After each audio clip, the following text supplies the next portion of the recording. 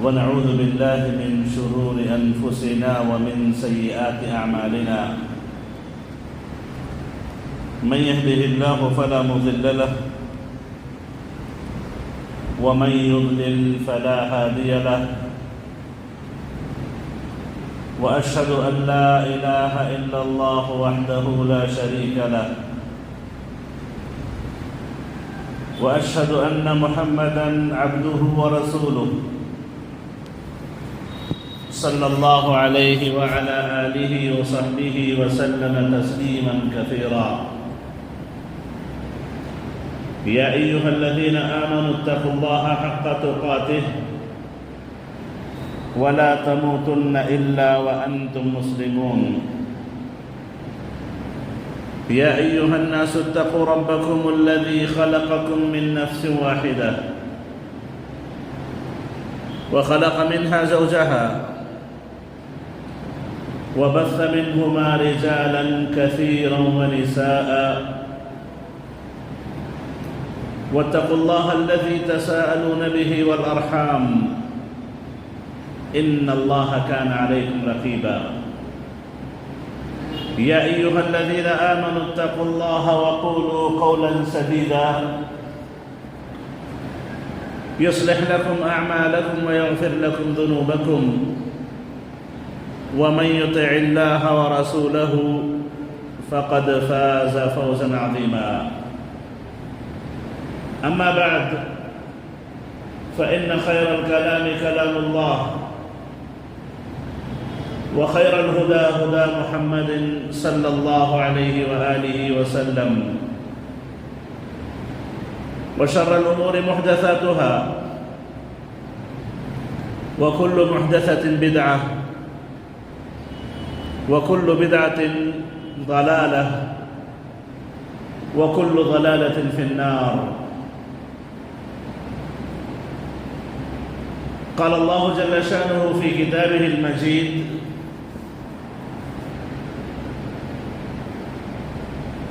وقالوا الحمد لله الذي هدانا لهذا وما كنا لنهتدي لولا أن هدانا الله. قابل احترام حاضرین جمعہ، معزز خواتین ملت، تمام تعریفیں، بڑائی، کبریائی اسی اکیلے اللہ کے لیے لائق و زیبا ہے جس نے ہم تمام پر اپنی نعمتیں، رحمتیں، برکتیں نازل فرمائیں. بعدہ درود و سلام ہو نبی خدا محمد مصطفیٰ صلی اللہ علیہ وسلم کی ذات مبارکہ پر، جن پر درود و سلام اللہ کی رحمتوں، برکتوں کے حصول کا بہترین ذریعہ ہے. صلی اللہ علیہ وعلی آلہ وصحبہ وسلم تسلیما کثیرا. معزز حاضرین، یہ بڑی خوشی اور مسرت کی بات ہے کہ الحمدللہ اس گھر کی تعمیر اور اس کی آبادی کو 140 سال سے زائد گزر چکے ہیں. تقریباً اتنے سالوں سے اللہ تعالیٰ نے یہاں کے لوگوں کو توحید کی دولت سے مالا مال کیا، اتباع سنت کی دولت سے مالا مال کیا. یہ اللہ کا ان پر بہت بڑا احسان، بہت بڑا کرم ہے کہ اپنے ان بے شمار بندوں میں سے ہمیں یہ توفیق بخشی، ہمیں یہ ہدایت دی کہ ہم اسی ایک اکیلے اللہ کے ماننے والے بنے اور اس کے نبی محمد مصطفیٰ صلی اللہ علیہ وسلم کی سنتوں کے علمبردار بنے رہیں. یہ اللہ کا فضل، یہ اللہ کا کرم، یہ اللہ کی توفیق ہے جس پر ہمیں صبح و شام اللہ کا شکر ادا کرتے رہنا چاہیے. شکر ان نعمتوں کے باقی رہنے کی ایک بڑی نشانی ہے۔ وہ قوم بہت لمبا نعمتوں میں نہیں رہتی جو نعمتوں کی ناشکری بن جائے۔ نعمتوں کی شکر گزاری یا اللہ کی نعمتوں کو مزید برکت اور تعدیر باقی رہنے کا سبب بنتی ہے۔ معزز حاضرین، یہ جو کتاب و سنت کا منہج ہمیں ملا، سلف صالحین کا یہ طریقہ جو اللہ نے ہمیں عطا کیا، اس پر ہمیں اللہ کا شکر گزار ہوتے ہوئے اس منہج کی پابندی کرنی چاہیے جو کہ علم پر مبنی ہے، علماء سے تعلق پر مبنی ہے اور علم کے پھیلانے پر مبنی ہے۔ جب تک اس کی پابندی علم اور علماء سے جڑ کر کی جائے، منہج باقی رہے گا، سلفیت باقی رہے گی، اہل حدیثیت باقی رہے گی، اللہ کی نعمتیں باقی رہے گی۔ اور جہاں پر علم علماء سے ہمارا تعلق نہ رہے، جو منہج ہمیں ملا اس کی قدر و قیمت ہم بھول جائیں، دعوے اور نام کے اعتبار سے ہم سلفی اور اہل حدیث رہیں، عملی اور علمی اعتبار سے ہمارے اندر وہ پختگی نہ ہو، تو یاد رکھیں چیزیں برائے نام رہ جاتی ہیں، اندر کی حقیقت نکل جاتی ہے، نام کھوکھلے رہ جاتے ہیں۔ معزز حاضرین، میں یہاں کے باشندوں سے خاص طور پر اس بات کی درخواست کروں گا کہ اللہ تعالیٰ نے آپ کو ایک ایسے منہج سے نوازا ہے کہ دنیا کے بڑے بڑے عقل مند حضرات جو اپنے آپ کو مفکر، اپنے آپ کو عقل مند اور اپنے آپ کو بہت زیادہ حکمت والا سمجھتے ہیں، وہ بھی اس منہج سے، اس عظیم نعمت سے محروم ہے جو اللہ نے ہمیں نعمت عطا کی ہے۔ معزز حاضرین، یہ جو منہج سلفیت، منہج اہل حدیث اللہ نے ہمیں عطا کیا، اگر اس کی اہمیت کو ہم نہ سمجھیں، اس کی حفاظت کی ہم کوشش نہ کریں، علم اور علماء سے تعلق جوڑتے ہوئے، مزید مضبوط کرتے ہوئے، ہم اس کو اپنی نسلوں تک اور دوسرے عام مسلمانوں تک نہ پہنچانے کی کوشش کریں، تو جیسا میں نے کہا کہ نام رہ جائے گا، اندر سے تمام چیزیں کھوکھلی رہ جاتی ہیں۔ کوئی فرق نہیں رہے گا ایک اہل حدیث مسلمان اور ایک عام مسلمان میں۔ ہو سکتا ہے نام کا اہل حدیث رہ جائے، سینے پر ہاتھ باندھ لے، زور سے آمین کہہ لے، پیر سے پیر ملا کے ٹہرے، رمضان میں 11 رکعت تراویح پڑھ لے، یہ ظاہری تمام چیزیں اس میں ظاہری طور پر رہ جائیں، لیکن اس میں اور دوسرے عام مسلمان میں عقیدے میں بہت زیادہ فرق نہیں رہے گا، عبادات میں بہت زیادہ فرق نہیں رہے گا، اخلاقیات میں دونوں برابر رہیں گے، معاملات میں ایک جیسے رہیں گے، اگر حقیقی معنوں میں اس منہج کو علم کی بنیادوں پہ ہم نے حاصل کر کے اس کی حفاظت نہ کی۔ معزز حاضرین، اس نعمت کی حفاظت کی کوشش کریں جو اللہ نے ہمیں عطا کی ہے۔ یہ اللہ کا ہم پہ احسان ہے، اللہ کا ہم پہ کرم ہے کہ اللہ تعالیٰ نے ہمیں اللہ کے نبی کی سنتوں کا پیروکار، صحابہ کرام کے راستے کو اختیار کر کے ان کے راستے کو لے کر کے چلنے والا اللہ تعالیٰ نے ہمیں بنایا۔ معزز حاضرین، دیکھیے انسان پر جو مختلف مصیبتیں آتی ہیں، مختلف آزمائشیں آتی ہیں، ان میں سے ایک راستہ، ایک وہ راستہ ہے کہ بندہ اگر دنیا میں بہت زیادہ دل لگا لے تو مصیبتیں اس پہ اتنی آ جاتی ہیں، آزمائشیں اس پہ اتنی آ جاتی ہیں کہ وہ اپنا دل سخت کر بیٹھتا ہے، اس کے دل اتنے سختی کا شکار ہو جاتے ہیں، دل اتنے سخت ہو جاتے ہیں کہ اب اس پر کوئی نصیحت کام نہیں کرتی، قرآن کی آیتیں کام نہیں کرتی، احادیث کام نہیں کرتے، واعظ و نصیحت اس پہ کوئی اثر نہیں رکھتی۔ قبل اس کے کہ ہمارے دلوں کی وہ حالت ہو جائے، ہمیں چاہیے کہ ہم اپنے دلوں کی کیفیت کو جانچتے رہیں، اس کا حساب و کتاب لیتے رہیں کہ کہیں ہمارے دل ویسے مضبوط نہ ہو جائیں، ویسے سخت نہ ہو جائیں جن کے تعلق سے قرآن مجید میں اللہ نے فرمایا ثم قست قلوبکم من بعد ذلك فهي كالحجارة واشد قسوة، کہ پھر تمہارے دل اتنے سخت ہو گئے کہ گویا وہ پتھر ہیں یا پتھر سے کہیں زیادہ سخت ہے۔ پھر اللہ نے کہا کہ پتھروں میں بھی کچھ نرمی ہوتی ہے، کچھ پتھر ایسے ہوتے ہیں جن سے اللہ تعالیٰ پانی کی نہریں بہا دیتا ہے، کچھ پتھر ایسے ہوتے ہیں جو اللہ کے ڈر سے اپنی جگہ چھوڑ دیتے ہیں، گر جاتے ہیں۔ وَإِنَّ مِنَ الْحِجَارَةِ لَمَا يَتَفَجَّرُ مِنْهُ الْأَنْهَارُ وَإِنَّ مِنْهَا لَمَا يَهْبِطُ مِنْ خَشْيَةِ اللَّهِ۔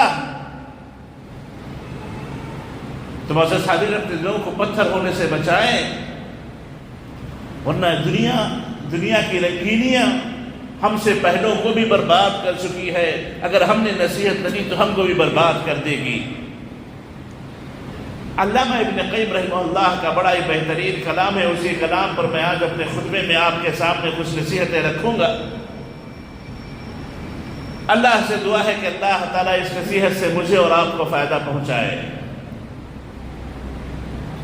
معزز حاضرین، ابن قیم رحمہ اللہ کہتے ہیں کہ عام طور پر شیطان انسان کو بہکانے میں، انسان کو حق سے دور کرنے میں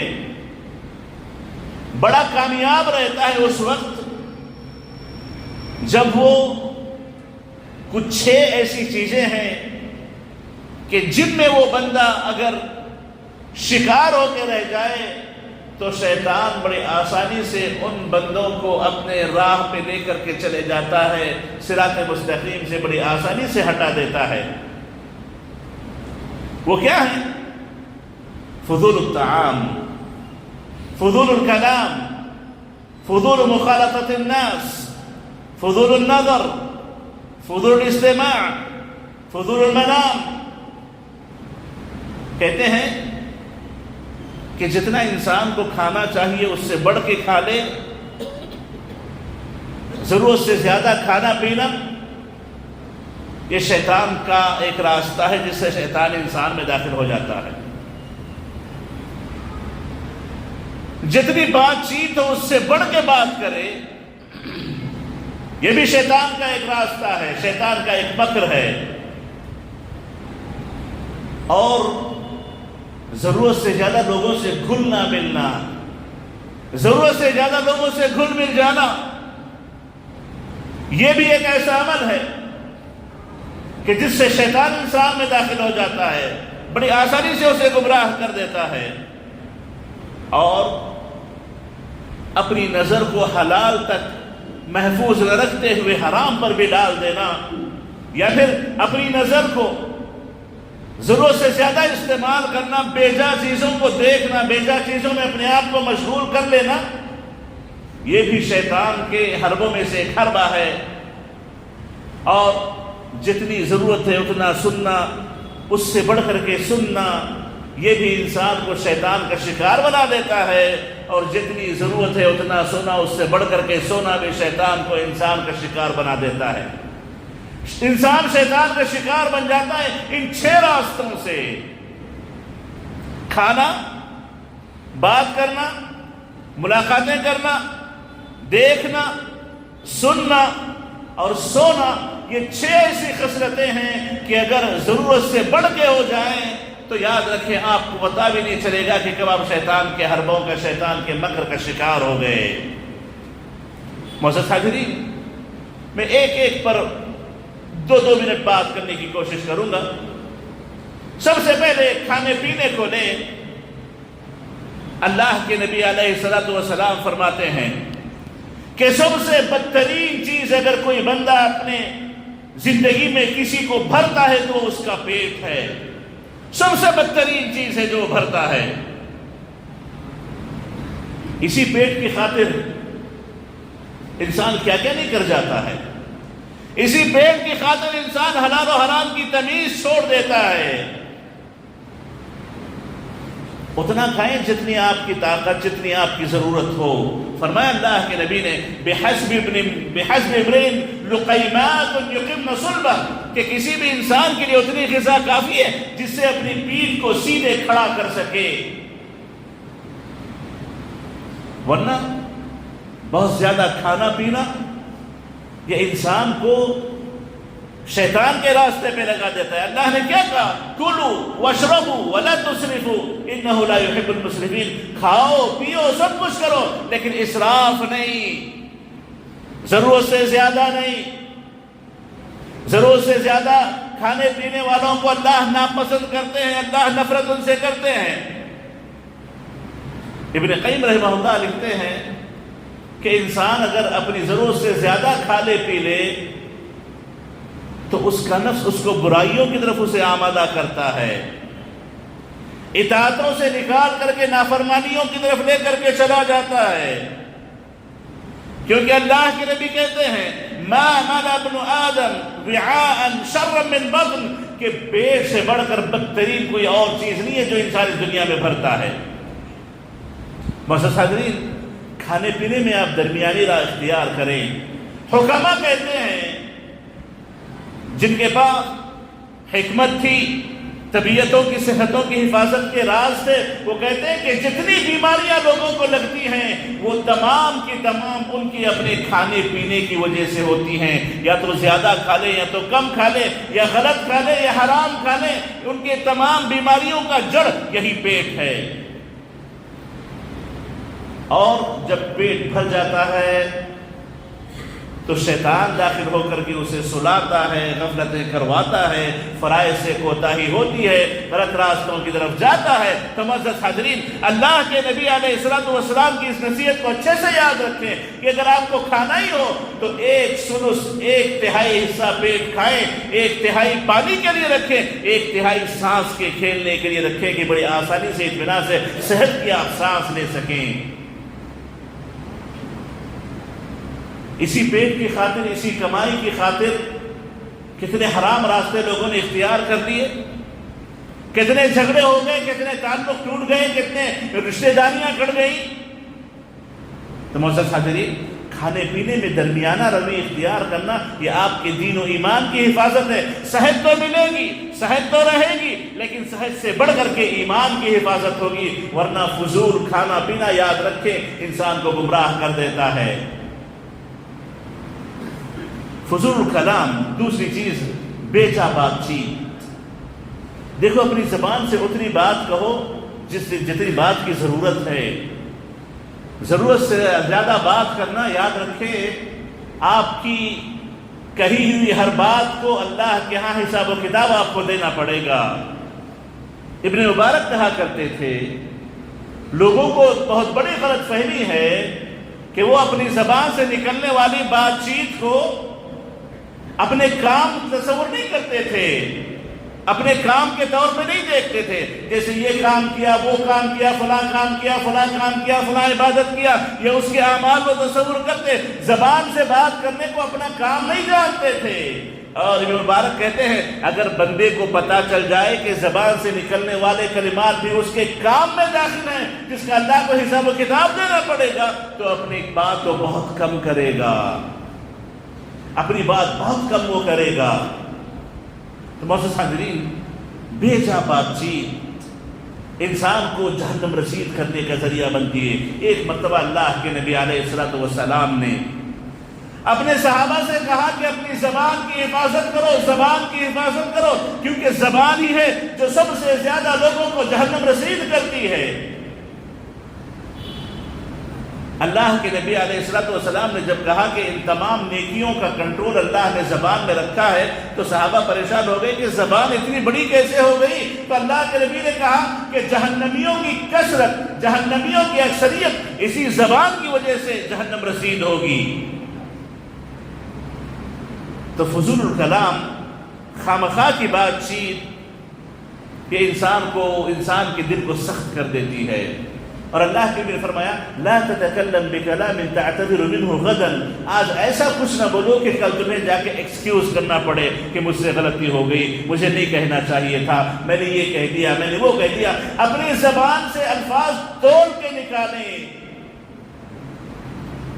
اسی لیے کہتے ہیں کہ تول مول کے بول، تول مول کے بول، جو کہتا ہے اسے مول لیں، آپ خریدیں، خرید کے آپ بولیں۔ خرید کے دی جانے والی چیز انسان بڑی احتیاط سے دیتا ہے، جو ایسے اٹھا کے دے بے شمار وہ دیتا ہے، تو تول کے مول کے انسان کو اپنے بول بولنے چاہیے، ورنہ فضول و کلام یاد رکھے انسان کو گمراہ کر دیتا ہے، برباد کر دیتا ہے۔ اپنی اپنی زبانوں کا حساب و کتاب لے، اپنی اپنی زبانوں کا، اپنی اپنی بات چیت کا جائزہ لے۔ یاد رکھیں آپ کو خود احساس ہوگا کہ آپ کی زبان کا تقریباً ایک بڑا پرسنٹیج جو آپ استعمال کرتے ہو بیکار کے باتوں میں ہوگا، وہ آپ نہ کہتے تو شاید آپ کے حق میں اچھا ہوتا، آپ نہ کہتے تو شاید آپ کے حق میں بھلا ہوتا۔ بیکار کی بات چیت انسان کو گمراہ و برباد کر کے رکھ دیتی ہے۔ ما یلفظ من قول الا لدیہ رقیب عتید، جو بھی زبان سے بات نکلتی ہے سب لکھی جاتی ہے، ہر ایک ایک کلمے پر آپ کو جواب دینا پڑے گا۔ بلکہ یہ حدیث اگر آپ سمجھ لیں تو آپ کے سمجھنے کے لیے کافی ہے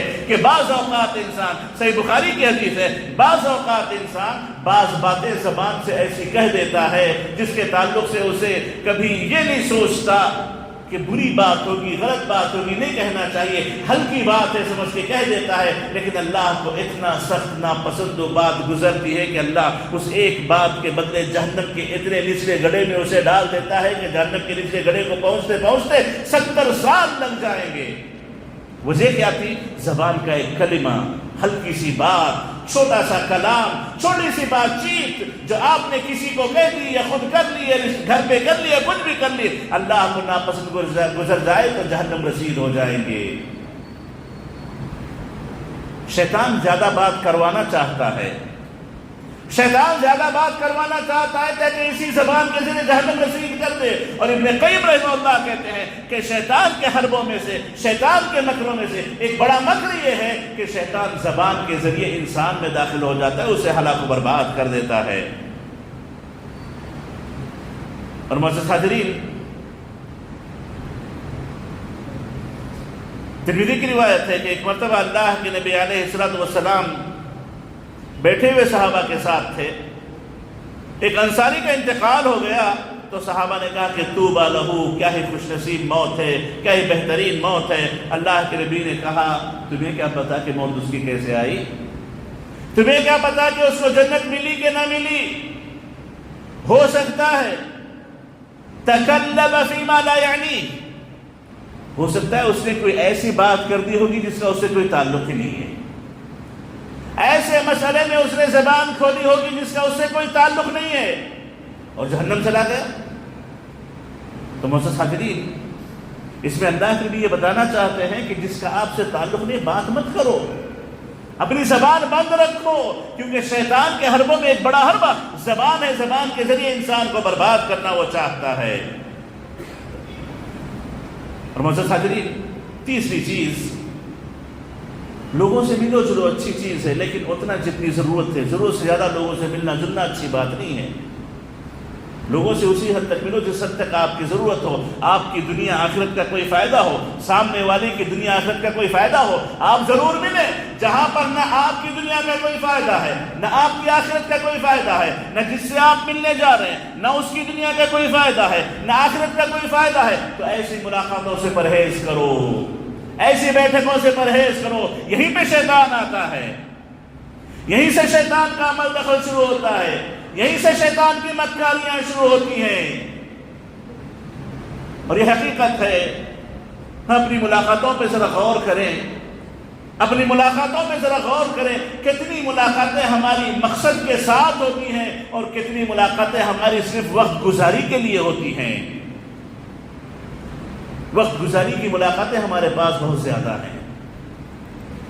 گھر پہ بیٹھے کوئی کام نہیں ہے، چلو نکلو فلاں سے ملو، فلاں سے ملو، کوئی فائدہ نہیں ملاقات کا، کوئی مقصد نہیں ملاقات کا، بس نکل گئے ملاقات کر لی، اس سے ملے، اس سے ملے، اس سے ملے۔ اللہ نے ہمیں ملاقاتوں کی خاطر پیدا نہیں کیا ہے۔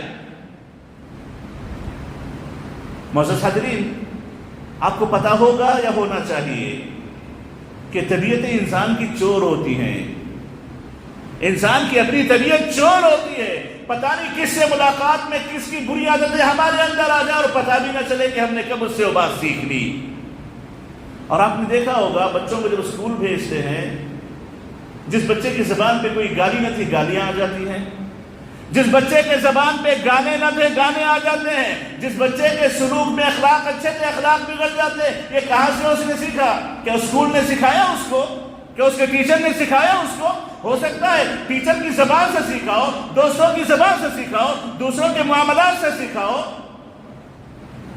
انسان کو پتہ نہیں چلتا کہ کب اس کی طبیعت نے دوسروں سے چوری کر لی ہے۔ اب طبع سراق، کہتے ہیں کہ طبیعت بڑی چور ہوتی ہے، اور کہتے ہیں الصاحب صاحب، جو ساتھی ہوتے ہیں آپ کو احساس بھی نہیں ہوتا کہ کب وہ آپ کو اپنے راستے پہ لے کے چل رہا ہے، کب اس کے اندر اس کی عادتیں آپ کے اندر آ گئی، آپ کو احساس تک نہیں ہوتا۔ بہت زیادہ جو اخلاقی بگاڑ انسان میں ہوتا ہے یہ ساتھیوں اور ملاقاتوں کی وجہ سے ہوتا ہے، ورنہ انسان تو دین فطرت پہ پیدا ہوتا ہے، ایمان پہ پیدا ہوتا ہے، اچھے اخلاق پہ پیدا ہوتا ہے، اچھی عادات پہ پیدا ہوتا ہے۔ جیسا اللہ کے نبی نے فرمایا کہ تم لوگ فطرت میں ویسے پیدا ہوتے ہو جیسے جانور ماں کے پیٹ سے پیدا ہوتا ہے، نہ اس کا کان کٹا ہوتا ہے، نہ اس کی آنکھ پہ کوئی دھبا ہوتا ہے، نہ اس کے پیر کٹے ہوتے ہیں، اس کے بدن پہ کوئی نشان نہیں ہوتا۔ بعد میں لوگ بدن پہ نشان ڈال دیتے ہیں، کان کاٹ دیتے ہیں، نشانیاں مختلف پیدا کر دیتے ہیں۔ بالکل ایسے ہی ایک مسلمان، ایک انسان فطرت پہ پیدا ہوتا ہے، اخلاق پہ پیدا ہوتا ہے، ملاقاتیں اسے بگاڑ دیتی ہیں۔ ملاقاتیں ہوں تو ایمان والوں کے ساتھ ملاقاتیں ہوں۔ صحابہ کہتے تھے اجلس بنا نؤمن سا، آؤ بیٹھو بیٹھ کر کے کچھ ایمان تازہ کر لیں۔ ایسی ملاقاتیں ضرور کریں جس سے آپ کے دین کا کوئی فائدہ ہو، آخرت کا کوئی فائدہ ہو، کوئی ثواب ملتا ہو، یا دنیا کچھ بنتی ہو، آپ کی کچھ کمائی آپ کما سکتے ہو، حلال طریقے سے کچھ حاصل کر سکتے ہو۔ ایسی ملاقاتیں کریں۔ خواہ مخواہ کی ملاقاتیں کرنا یاد رکھیں یہ آپ کے دلوں کو سخت کر دیتی ہیں۔ شیطان کا ایک بدترین چال ہے شیطان کی کہ مختلف ملاقاتیں کرا کے انسان کے دل کو سخت سے سخت ترین وہ کر دیتا ہے۔ اور معزز حاضرین، اللہ نے آنکھیں دیکھنے کے لیے دی ہیں، دیکھنا بھی ایک عمل ہے، اس پر بھی حساب و کتاب ہوگا۔ وہ دیکھیں جو حلال ہے، غلط دیکھیں تو غلط سے روکیں، دیکھیں اگر غلط عمل ہو رہا ہو تو ہاتھ سے یا زبان سے یا دل میں برا جانے کم از کم، یہ دیکھنے کے واجبات میں سے ہے۔ اور اللہ تعالیٰ کی ایک سب سے بڑی نعمت یہ آنکھ ہے۔ جیسا بعض روایات میں آتا ہے کہ انسان کی مکمل زندگی کی عبادت اگر ایک پلڑے میں ہو، اللہ کی دی ہوئی ایک نعمت مثال کے طور پر ایک آنکھ ترازو کے دوسرے پلڑے میں چلے جائے، زندگی بھر کی عبادت ایک آنکھ کی نعمت کی برابری نہیں کر سکتی۔ ان سے پوچھو جن کی آنکھیں نہیں ہیں کہ آنکھ کتنی بڑی نعمت ہے، ان سے پوچھو جن کی آنکھیں کمزور ہو چکی ہیں کہ آنکھ کتنی بڑی نعمت ہے۔ اور یہ آنکھیں دیکھنا جو حلال نہ ہو، جائز نہ ہو، بلا ضرورت ہو، یاد رکھیں یہ شیطان کی ایک بڑی چال ہے جس سے انسان کو گمراہ کر دیتا ہے۔ بندہ بہکتا کہاں سے؟ آنکھوں ہی سے تو بہکتا ہے۔ پہلے آنکھ دیکھتی ہے، پھر دل للچاتا ہے، قدم بڑھتے ہیں، پھر کام ہو جاتا ہے۔ معزز حاضرین، اپنی نگاہوں کو اللہ کی ایک سب سے بڑی نعمت تصور کریں، حرام چیزوں پہ اس کو نہ ڈالیں، حرام چیزوں میں آنکھ کا استعمال نہ کریں، بلکہ حرام تو دور کی بات، ابن قیم تو یہاں پر یہ کہتے ہیں کہ جس چیز میں آپ کی آنکھ کو کوئی فائدہ نہ ہو، نہ دنیا کا نہ آخرت کا، اس کی طرف دیکھے ہی مت، اپنی آنکھوں کو بند کر لے، یہ آپ کے حق میں بھلا ہے۔ ورنہ آنکھیں بھی ایک بڑا سبب ہے جس سے شیطان انسان کی زندگی میں داخل ہو گئی، اسے برباد کر دیتا ہے، دل سخت ہو جاتے ہیں۔ اور اسی طریقے سے ابن قیم فرماتے ہیں کہ بات چیت اور آنکھ یہ شیطان کے دو ایسے بڑے دروازے جس سے عام طور پر بہت زیادہ بندوں کو گمراہ کر دیتا ہے۔ اور اسی طریقے سے کان اللہ کی نعمت ہیں، اس سے وہی سنیں جو آپ کے لیے ضرورت کی بات ہو، حلال بات ہو۔ ضرورت سے زیادہ سننا، حرام باتیں سننا، غلط باتیں سننا، یہ انسان کو گمراہ کر دیتا ہے، اس کی عادتوں کو بگاڑ دیتا ہے، اس کے نفسانی خواہشات میں ایک حیران پیدا کرا دیتا ہے، اس کو صحیح راستے سے ہٹا دیتا ہے۔ معزز حاضرین، خاص طور پر موسیقی جس کو اللہ نے حرام قرار دیا، یہ دلوں میں نفاق پیدا کر دیتی ہے، دلوں سے ایمان کو خالی کر دیتی ہے۔ موسیقی، میوزک، یہ انسان کے دل میں نفاق کے پیدا کرنے کا سب سے بدترین سبب ہے۔ اپنے کانوں کا صحیح استعمال کریں۔ یہی کان اگر غیبت سننے لگیں، یہی کان اگر بہتان سننے لگیں، یہی کان اگر اللہ کی نافرمانی کی کلمات سننے لگیں تو عذاب کا سبب بنیں گے قیامت کے دن، مصیبت بنیں گے قیامت کے دن۔ فضول استماع، بیکار کی باتیں سننا شیطان کے مدخلوں میں سے ایک مدخل ہے جس سے شیطان انسان کو گمراہ کر دیتا ہے۔ اور اسی طریقے سے فضول المنام، دیکھو آپ کی صحت کے لیے جتنا سونا ہے اتنا آپ ضرور سوئیں، اس سے بڑھ کر کے سونا آپ کی صحت اور آپ کے ایمان کے لیے نقصان دہ ہوتا ہے۔ جتنا آپ کی صحت کے لیے ضروری ہے اتنا سونا آپ کے لیے خیر کا باعث بنے گا۔ بلکہ صحابہ کی نظر میں دیکھیں، اگر کوئی ایمان والا بندہ ہے اپنے وقت کا صحیح استعمال اگر وہ کرے تو ایسی صورت میں یاد رکھیں اس کا سونا بھی اس کے حق میں عبادت لکھا جاتا ہے۔ جیسا ایک صحابی نے ایک صحابی سے پوچھا کہ رات میں کیسے نماز پڑھتے ہو؟ انہوں نے کہا کہ میں اتنی نماز پڑھتا ہوں، اتنی قرآن پڑھتا ہوں، اتنا تہجد پڑھتا ہوں۔ پھر پلٹا کہ انہوں نے ان سے پوچھا آپ کیسے کرتے ہو؟ تو کہنے لگے میں کچھ دیر سوتا ہوں، کچھ دیر جاگتا ہوں، کچھ دیر عبادت کرتا ہوں، اور جب میں سوتا ہوں تو جیسے مجھے عبادت کرتے ہوئے ثواب کی امید ہے ویسے ہی مجھے سوتے ہوئے بھی اللہ سے ثواب کی امید ہے کہ اللہ مجھے سونے پر بھی ثواب دے گا۔ یہ کب ہوگا؟ جب نیند کی مقدار بھی اپنی صحیح کیفیت میں ہو، ورنہ بہت زیادہ سونا انسان کو گمراہ کر دیتا ہے، انسان کو محروم کر دیتا ہے۔ یہ مقولہ مشہور ہے، جو سویا وہ کھویا، جو سو جائے وہ کھو جائے۔ یہ انسان کی زندگی کی ایک حکمت ہے جو حکماء نے کہی ہے، جو سونے کو اپنی عادت بنا لے، سونا بہت زیادہ کر لے، ضرورت سے زیادہ وہ سوتا رہے تو یاد رکھے محروم انسانوں میں شمار ہوگا، محروم انسانوں میں شمار ہوگا۔ تو معزز حاضرین، یہ 6 چیزیں ہیں جو مؤلف ابن قیم رحمہ اللہ نے ذکر کی، جو یہ بتاتی ہیں کہ ضرورت سے زیادہ کھانا پینا، ضرورت سے زیادہ بات چیت کرنا، ضرورت سے زیادہ ملاقاتیں کرنا، ضرورت سے زیادہ اپنی نظروں کا استعمال کرنا، ضرورت سے زیادہ کچھ باتیں سننا، یا ضرورت سے زیادہ سونا، یہ 6 شیطان کے دروازے ہیں جس سے شیطان انسان کی زندگی میں داخل ہو کر کے اس کے دل کو سخت بنا دیتا ہے، اللہ کے راستے سے اسے ہٹا دیتا ہے۔ تو معزز حاضرین، اس دنیا میں بہت زیادہ اپنا دل نہ لگائیں، بہت زیادہ اپنا دل نہ لگائیں، اور اس دنیا کی ایک سب سے بڑی فتنے والی چیز جو آج ہماری زندگی میں آ چکی ہے، یہ موبائل کا فتنہ، جس میں یہ تمام چیزیں آپ کو مل جائیں گی۔ بہت غلط سننا، غلط دیکھنا، غلط عادتیں سیکھنا، غلط لوگوں سے تعلقات قائم کرنا، یہ تمام کے تمام اسی موبائل کے ذریعے آج ہونے لگے ہیں۔ تو معزز حاضرین، اپنے آپ کی حفاظت کریں، اپنے آپ کی حفاظت کریں۔ اللہ تعالیٰ سے دعا ہے کہ اللہ تعالیٰ ہمیں ہر وہ عمل جو اللہ سے غافل کرنے والا ہو، آخرت میں ثواب سے دور کرنے والا ہو، اللہ تعالیٰ ان تمام سے ہماری حفاظت فرمائے۔ اللہ تعالیٰ ہماری زندگی کو ہمیں ہوش و حواس کے ساتھ گزارنے کی اور اس کی اطاعت میں لگانے کی توفیق نصیب فرمائے، آمین۔ اقول قولی هذا واستغفر الله لي ولكم ولسائر المسلمين من كل ذنب فاستغفروه انه هو الغفور الرحيم۔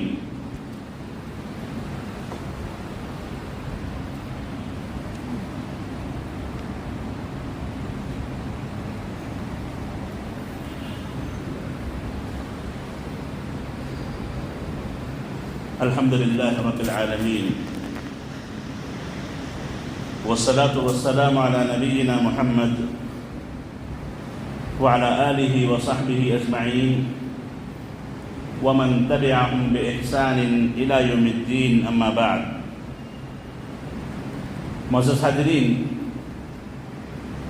علم یہ سب سے بڑی دولت ہے. یہی علم تھا جو میں نے آپ کے سامنے رکھا. ابن قیم رحمہ اللہ کی زبانی. ابن قیم رحمہ اللہ نے اپنے علم کو آپ کے سامنے پیش کیا تاکہ انسان بصیرت کے ساتھ اور پوری اللہ کی خشیت اور تقوی کے ساتھ زندگی گزار سکے.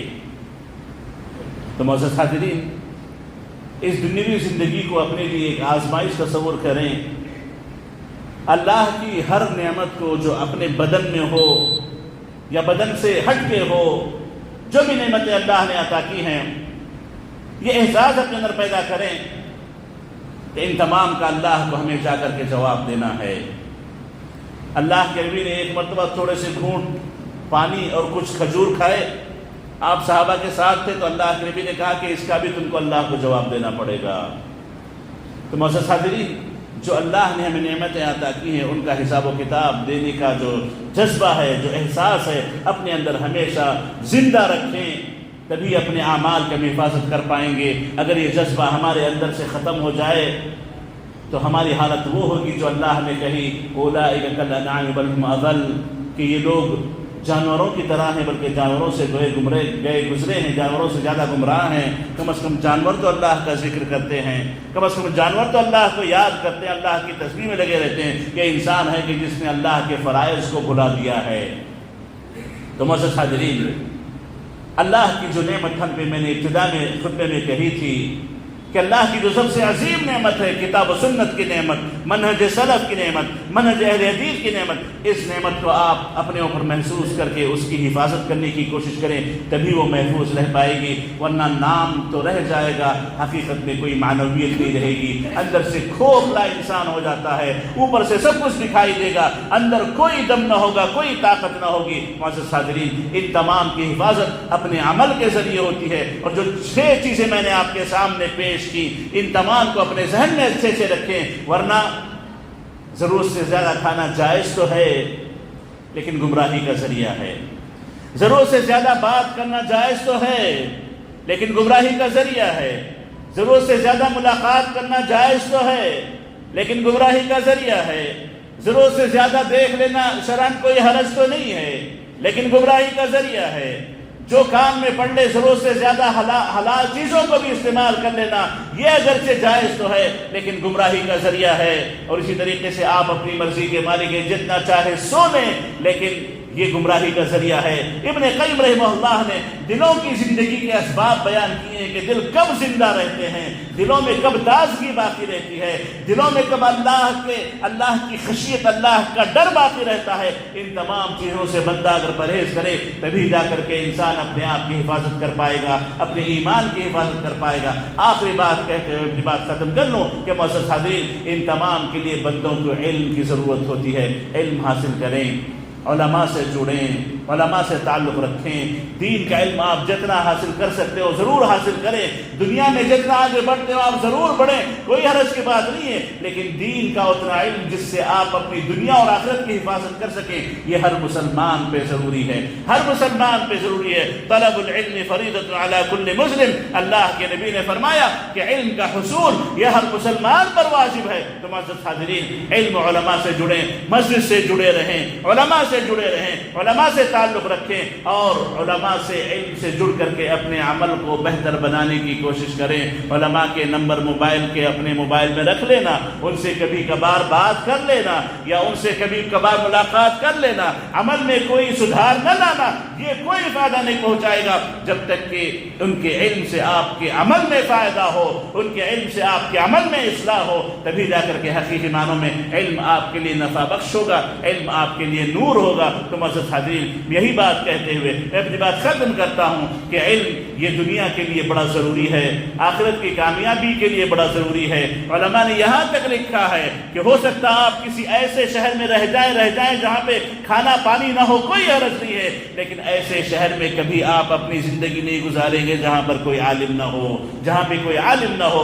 انسان کو جتنا زیادہ کھانے پینے کی ضرورت ہے اس سے کہیں زیادہ علم کی ضرورت ہے۔ بغیر علم کے کوئی چیز اس کی مکمل نہیں ہو سکتی۔ مکمل دین علم کی بنیاد پر رکھا گیا ہے۔ تو معزز حاضرین، علم علماء سے اپنا تعلق جوڑے رکھیں، علم علماء سے اپنا تعلق جوڑے رکھیں۔ اپنے بچوں میں کچھ بچوں کو ضرور نکال کر کے دینی علم کے لیے خاص کریں، تاکہ وہ جب پڑھ کر لوٹ کر آئیں تو آپ کے لیے ہدایت کا ذریعہ بنے، آپ کی کامیابی کا ذریعہ بنے، آپ کی کامرانی کا ذریعہ بنے، خاندانوں کے لیے وہ اللہ کے یہاں سفارشی بن سکے۔ اللہ تعالیٰ سے دعا ہے کہ اللہ تعالیٰ ہمیں اس منہج سلفیت، منہج اہل حدیث کی حفاظت کی توفیق نصیب فرمائے، اس کی شکر گزاری کی توفیق نصیب فرمائے۔ ہر وہ چیز جو ہمیں اللہ سے غافل کرنے والی ہو، اللہ سے دور کرنے والی ہو، اگرچہ وہ جائز چیز بھی کیوں نہ ہو، اللہ تعالیٰ اگر اس سے ہمیں آخرت سے دوری ہو سکتی ہو، اللہ سے دوری ہو سکتی ہو، اللہ تعالیٰ ان تمام چیزوں سے ہماری حفاظت فرمائے، اور اللہ تعالیٰ ہمیں جب تک زندہ رکھے اللہ کے نبی کی سنتوں کا پابند بنا کر کے زندہ رکھے، صحابہ کرام کے طریقے پر چلنے والا بنا کر کے زندہ رکھے، اور جب موت دے تو اللہ تعالیٰ ہمارا خاتمہ بالخیر فرمائے، اور سوء خاتمہ سے اللہ تعالیٰ ہماری حفاظت فرمائے۔ آمین۔ ربنا لا تؤاخذنا ان نسينا واخطأنا، ربنا ولا تحمل علينا إصرا كما حملت الذين من قبلنا، ربنا ولا تحملنا ما لا طاقة لنا به، واعف عنا واغفر لنا وارحمنا، أنت مولانا فانصرنا على القوم الكافرين، ربنا آتنا في الدنيا حسنة وفي الآخرة حسنة وقنا عذاب النار، إن الله وملائكته يصلون على النبي يا أيها الذين آمنوا صلوا عليه وسلموا تسليما، اللهم صل على محمد وعلى آل محمد كما صليت على إبراهيم وعلى آل إبراهيم إنك حميد مجيد، اللهم بارك على محمد وعلى آل محمد كما باركت على إبراهيم وعلى آل إبراهيم إنك حميد مجيد، وارض اللهم عن الخلفاء الأربعة أبي بكر وعمر وعثمان وعلي وعن الصحابة أجمعين، وعنا معهم بعفوك وكرمك يا أكرم الأكرمين، إن الله يأمر بالعدل والإحسان وإيتاء ذي القربى وينهى عن الفحشاء والمنكر والبغي، يعظكم لعلكم تذكرون، اذكروا الله يذكركم واشكروه على نعمه يزدكم، ولذكر الله أكبر، والله يعلم ما تصنعون۔